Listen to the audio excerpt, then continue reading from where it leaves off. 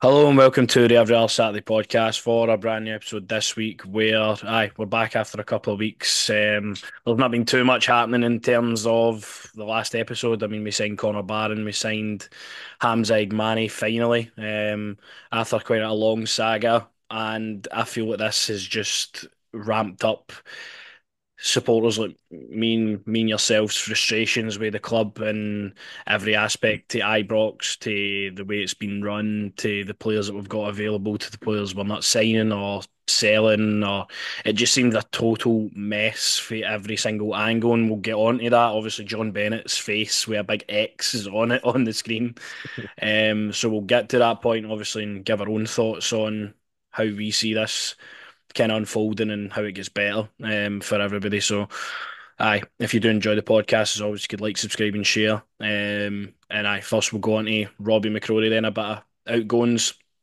I mean, it's Mm. been really quiet for, again, we've not really had the chance to do an episode because there's nothing coming out of the club for a long time. But Robbie McCrory was obviously one we thought, he's going to eventually move on this summer. Jack Butland looks to be kind of safe in the moment. Philippe Clement came out saying he's the only player that's irreplaceable in this squad, which you would actually tend to agree with how good he is for us. So obviously Liam Kelly did come in as well. He'll be his backup, and then you've got Mason Munn as well, who just signed a new contract for the youth team that will hopefully be making his way into the squad eventually as well. But Robbie gets a move away. Perfect move from Kilmarnock. He's going to get a really great platform to play, and hopefully at the top of the table for Kilmarnock as they were last season. They'll be playing in Europe, obviously. A big tie against Cercle Bruges coming up pretty soon, so it's a kind of mouth-watering tie for Kelly fans, and I'll get Robbie just all-important game time, which he's really missed out on while he's been at Rangers. He's been in and out a couple of times at the end of the season, maybe when we've needed him through COVID and stuff at the time, but never really looked like somebody that was going to kind of make his full stake at the claim at being number one. And he goes with all our best wishes.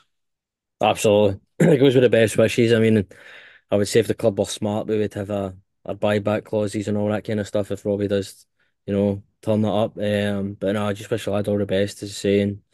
I know he'll be another one looking to break into the Scotland squad as well, just on the verge of that as well. So it's a good move for him. Great place to play your football. And that's what he needs to do. If we've been saying it for too long on the podcast, he needs to go and play football. So gets a chance to do it. Nah, he gets a chance to do it, and obviously staying in Scotland, Kilmarnock again, a club that have got a couple of players that we would probably have an eye on as well. So I think sweetening the relationship with the two clubs is obviously a good thing, if we decide to go down that route. But obviously Robbie moves on, and then we did get back to action on Saturday. Rangers against Ajax in Holland. Obviously we had that kind of large period out there in the training camp. Where we were training, obviously doing a lot of stuff over there, and that ended with obviously the game against Ajax on the Saturday. We fell 2-1 in defeat. Tom Lawrence on the score sheet for us. We had a pretty nice free kick. After seeing it, to be fair, he hurt it pretty nicely. Um, but looking at the team that kind of started that game, I mean, you're looking at it again and just what is the point? How are we still in this position when we face Hearts in about 19 days or something? So time is getting on, and we're still obviously Butland, Sterling, Connor Goldson still at the heart of your defence with Ben Davies, and obviously Still the same team. we've seen the videos of Connor Goldson again. The stuff that really pisses us off with him, a ball into the box, and he's putting his hand up for an offside just play. It's something that is just amateur. How are you that level of footballer and still doing stupid stuff like that? It just pisses me off with him. Ben Davies again, boring, hefty. Obviously, nice to see him. And Diomande, Raskin, Kieran Dowell, another one, kind of just lingering about. Rabbi Matondo, you could maybe say the same. Obviously, he had a couple of decent chances in the game, watching the highlights and stuff. But again, Tom Lawrence and Cyril Dessers. I mean, it's grim viewing, to be honest, isn't it? It really is, mate. It's just shocking. However, we in just being in the pre-season, whatever, Ian Scottright's still here. I can't, like, just it's not even just to single him out. I mean, there's a lot of players we can all say how are they still here, but that's the one to me the most. I'm like, really? But no, listen, wanted obviously to see some of the new faces as well, see what they were like. if they would add to the squad. But it was good, just a good wee friendly, just to get obviously get the pre going as well. I think we had the one with, what was it, Standard Liège as well, wasn't it? Aye, that was 0-0, wasn't it? Aye. No, no, aye. So aye, listen, they're good games to think. But the main thing is obviously coming out of this is being the manager, doing sit down sort of kind of interviews and just saying what we all knew, that he has to get rid of some of these lot before we can bring real quality in. And it's just we're still with a hamster on the wheel. You know what I mean? You just keep going round and round and round. I mean, just to even look at that and so many players that are still there to me is just. I know still get time in the window and what have you to get ready players, but really is concerning that some of these guys are probably going to still be here as the season starts, as you say, what, 19, 20 days, something like that. You know, it's just concerning me. Obviously, get Man United at the weekend in it coming up as well, so it's another. It's a friendly, but it's a massive game, obviously. But I mean, it's just concerning going into the season already. Already, I just feel like, what's the point, really? Personally, like I'm just like, Aye. because you know what these players are like. They're just going to let you down again and again. You'll build yourself up with them, and then they just let you down. They don't Yeah. turn up most of the time. So, aye, Just exactly the way you feel right now, the way you look when you're it's talking. It's it's depressing. It soul just feels destroying. like, well, we're It's just soul destroying. marching How to is the same Tom Long thing. still here? You know, not against thing, what have you, but like, how is Tom Long still here? And we could go through all the players that we've said personally we would like to see go. Obviously the couple of the signs we brought in, you want to see what they're like. Raskin already probably out. Aye, so I mean, obviously Hefty. seen him with his I moon seen a boot on. couple of bits of the highlights of the game for Ajax and that, and it looked like a proper just like feisty encounter. And I thought, so we know what we need to do for going into. Obviously, you want to be up for it, but they just lose Raskin already. Like, No, no. it's, I'm sitting here and I'm thinking to myself, like, what's the fucking point, man? Because it's just the same old, same old. Aye, I mean, you look at. I think the issue that we're in, we'll get on to when we start obviously speaking about the situation the club are in. These players are happy to just collect the paycheck for the amount of money they're on. Tom Lawrence is probably on about 30 grand, maybe between It's 25, 30 grand a week. Is anybody going to come in and pay the wages for him? No. no, So we're going to be stuck with him, and we're going to be stuck with Kieran Dowles, and we're going to be stuck with Connor Goldson's, who's the highest earner at the club, and Ben Davies, and all these guys that we knew at the time, right, don't overpay for them. They could be good while they're here, but it's just ended up in a chaotic disaster. And all these people have came for the English Championship and down south on mega money, and aye, it's just it's a sad, sad predicament to be in. Especially when you're seeing Scott Wright still coming off the bench and still doing the exact same thing that he's done for season upon season. One of the highlights, he goes through and goal, he just passes it to the keeper. It's silly. But obviously there was some positives through the game. Connor Barron looked really good, as did Hefty on the left hand side. Diomande again looking just with somebody next to him. Obviously Raskin and him worked really well at the end of the season. Someday him and Raskin kind of built that good partnership. Somebody else to kind of be at that level is what we need to be at. In the middle of the park, and there's a lot of work to do. Philippe Clement had an interview out in the Rangers channels today, 10 minute long interview, basically rounding up all this trip, and he said, the same thing. They're in discussions with players. It's just a matter of how they can get deals done. Obviously, there's the issue with finances and stuff that we'll go on with, but it's been a bit depressing.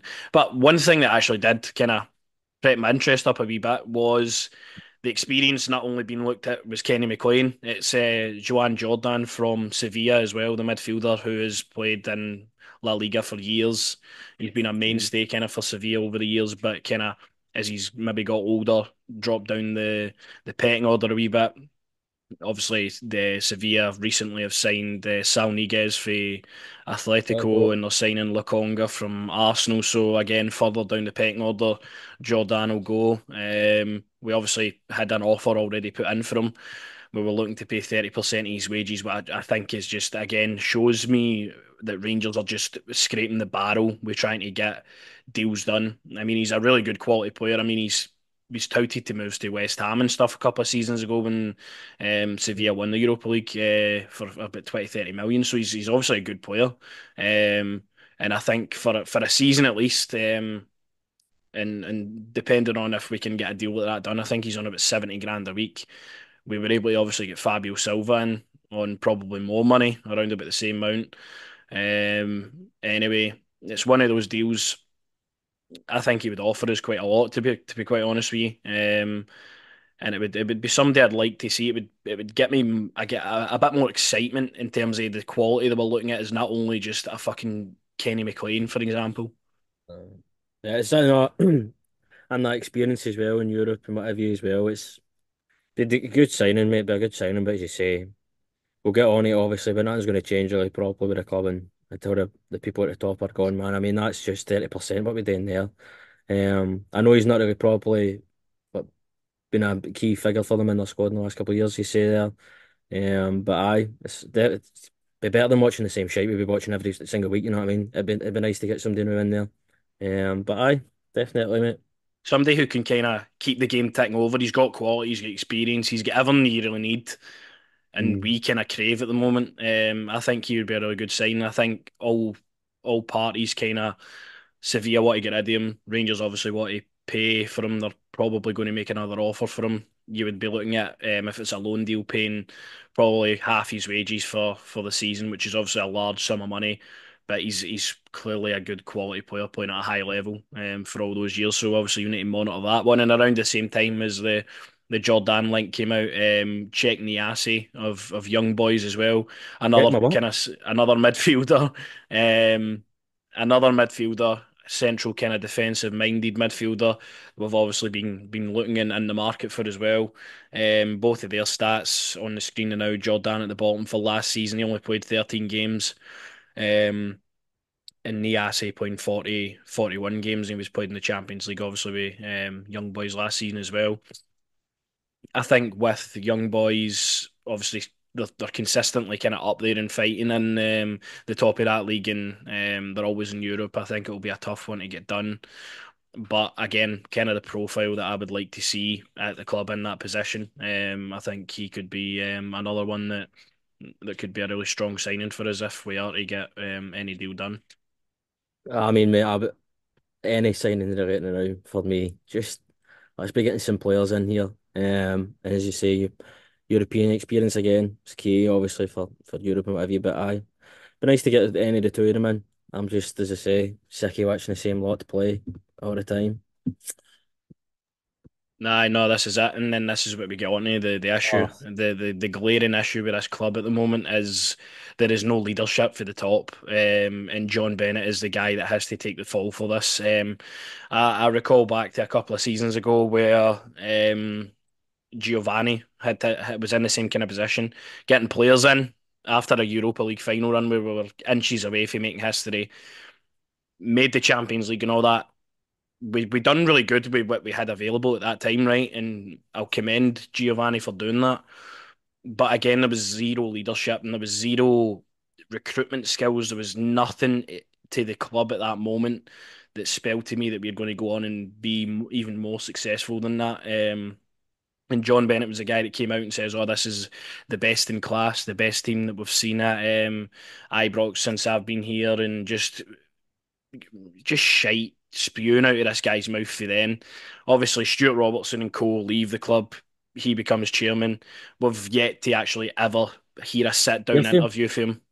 We've heard snippets through the websites and stuff. Obviously, last week with the Ibrox fiasco, and we're not going to be playing there, and it just was dead silence for the club.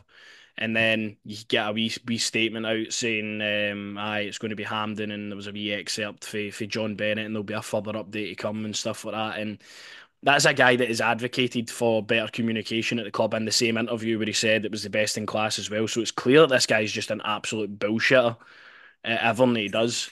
Um, and I don't feel comfortable with the club being run under leadership with this guy personally. This guy's just an absolute idiot. And if we don't go to the levels that we want to go to and we deserve to be as a club, I think it could get really, really bad next season with Well, um I kind of just mass fans voicing their I'll say it, mate. discontent all the time.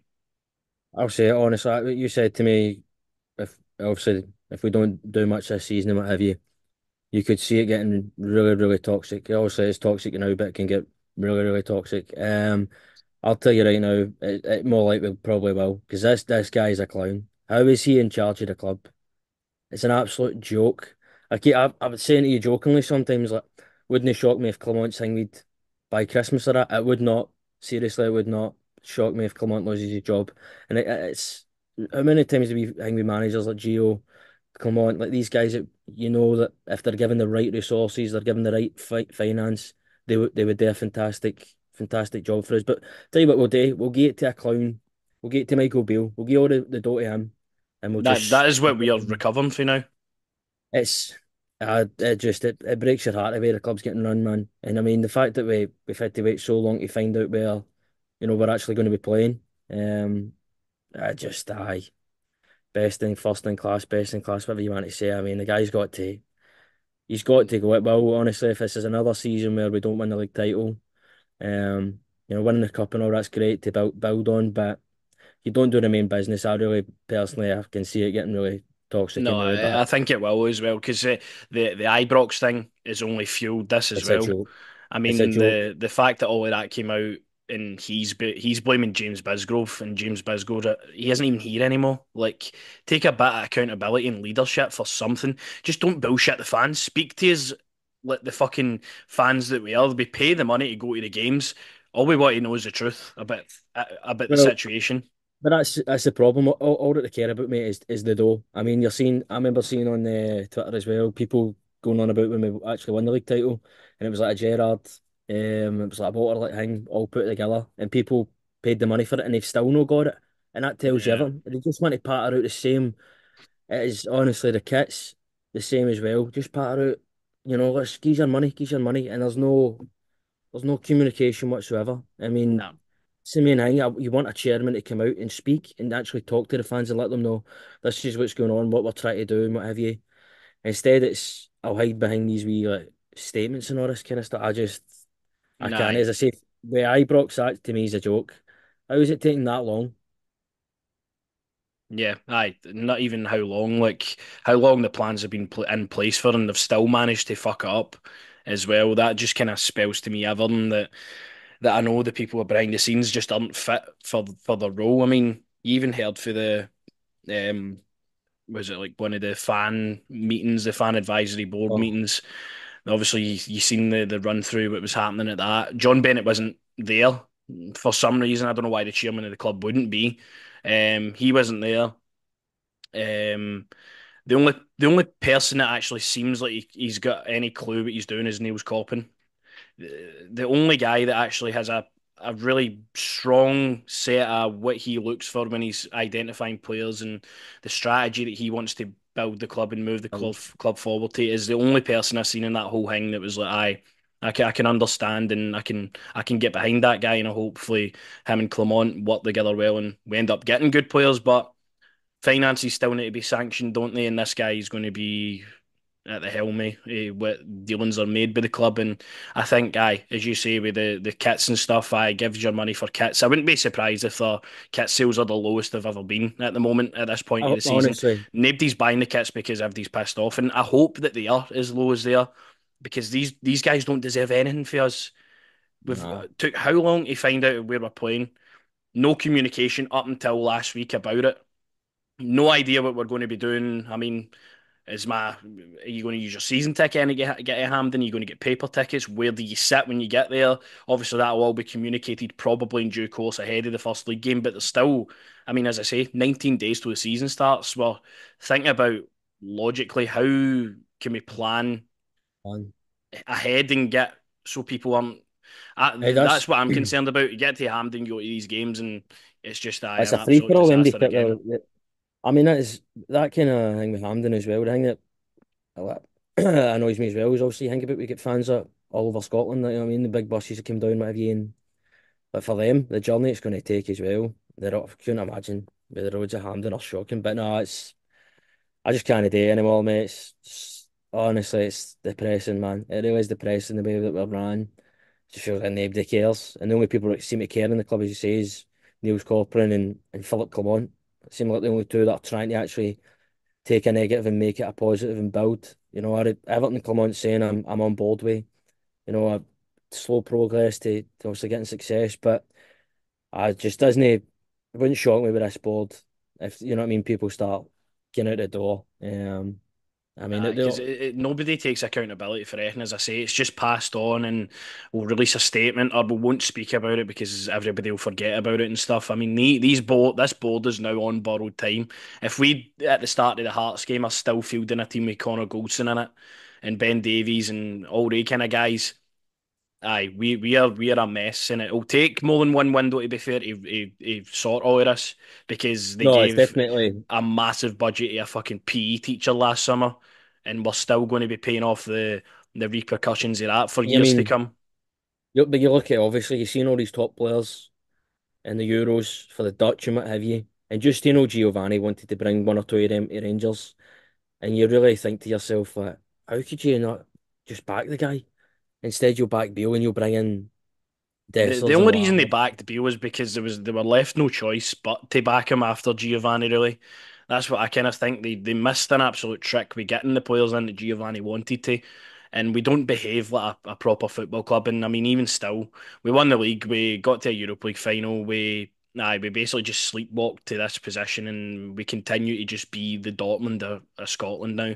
We are the second best team in this country, and we have been for years. We want to be the best team in the country, but nobody in the actual house at Ibrox wants to get us there. Um, and it's sad and it's damning, but that's the way it is.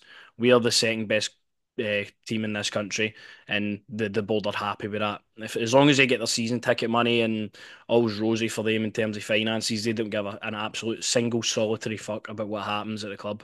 Um, and I think, as you say, this will get bad if it keeps on going the way it's going.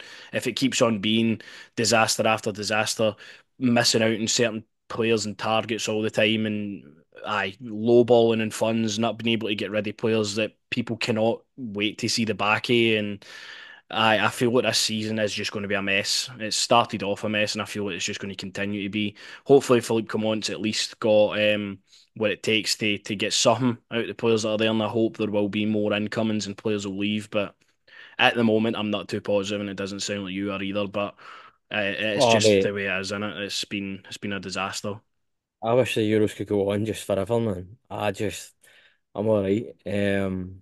But no, obviously, sent you that thing I seen with that American boy talking about he get like 14 people or something for they were going to try and buy Rangers or what have you, and his mate told him that or what have you. But I'm just Yeah, praying for it.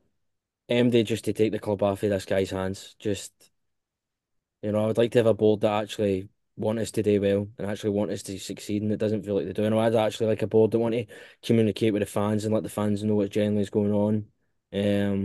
And I just targets, but obviously we would like to sign. And I mean, could you imagine like, Simmons and all those guys were playing for us? Ugh. no, no. If you Um, push the boat out a wee bit and maybe invested in the club, I just surely we're honestly, we're going to be there. I never want to hear that Rangers are interested in a player for the Championship again. I never want to hear that. Well, we shouldn't be looking to scout in England. Like, honestly, I Aye. can't. It's I worked out just, for us better on getting guys in for cheap like Bassey and selling nobody's, them on. That was it. nobody's. You look at like a Diomande, like you know that guy. If we can get him playing proper well, what have you? Sell him on for a proper fee. You can see it there because there's a class player there, and even Raskin, if you can get the head down, obviously get the head down, get the work done when he comes back, whenever that is going to be. There's another player there that you could move on. But I just don't want to see like players like Dowell and like Lawrence and all these guys like come in. We should never be looking to bring them in. Nah, it's just a we could go on all day. This could be its own episode, really, with this in it. But we'll go on to the rest of the stuff, and then again, there's Clement's comments on the camp as well. It seems like he has been kind of lied to in a sense I think about. he's been done over, man. He's been done over proper. He's been told, yeah, we'll give you investment, whatever, and now he's been the realization. You're going to have to sell one, and nobody wants to buy these guys. Nobody's interested. Maybe But, Dessers well, goes well, where it there's the, goes. the the thing there. By Sam Lammers, for example, broke records in Holland with how many goals he scored in a row. Comes back to Rangers, you would think, right, just take him in the training camp. Maybe actually try and play him up front because we never Mm. did, and that's something I'll always be in Sam Lammer's like case for. We never tried him as an out and out striker. Bring him in, just have him with the squad. what good is it him being in the B team and all the teams that are interested being like, oh, aye, they just want rid of him anyway. So when it comes to the end of the window, we'll just lowball them. So they have to accept it. Again, that is just Rangers stupid as anything. I just don't know what to say anymore, really, mate. I just, as I say, like, nobody really is going to take care of these players. I'd be shocked, but there is one hope, and it's the Saudis. We're praying if they can come in with the bids, you can take whoever you would like, please. Nah, But I know. The obviously, I change is know just so desperately required. there was hang me way, but it's a Cantwell as well, potentially going to Italy or whatever. I mean, Well, I mean, the two of them not even in the squad the other day as well. I know, Tavernier and Cantwell. but whether they get knocks or whatever, I don't even know. But that's a guy for me. I pray just send him, get a couple of mil for him. You can bring in who you want, but it's crazy to me, as you say, like that nobody wants Lammers now. And you put him in the B team high, so it is what it is, mate. It's just getting ready for it again, innit? Nah, no. And then the last thing to comment on was Cyril Dessers again speaking in the press to some of the Dutch media that were over there, and he says he's happy. There's been interest, but he wants to stay. I see what Eh, happens. Obviously, that's Well, kind of listen, brother, that money comes in, you can go where you're going. I mean, you've done well, as I say, like, but honestly, if MD's coming in with a bid for you, please, just you have to go. You have to go. You can't nah. stay. You have to go. At this moment, that's what everybody's going to say in it. Players, if they're asked, he's not going to say he's desperately looking for a move. Obviously, we'll see what happens if the right offer comes in. It comes in, and I would expect Cyril Dessers to be one of the guys that moves on.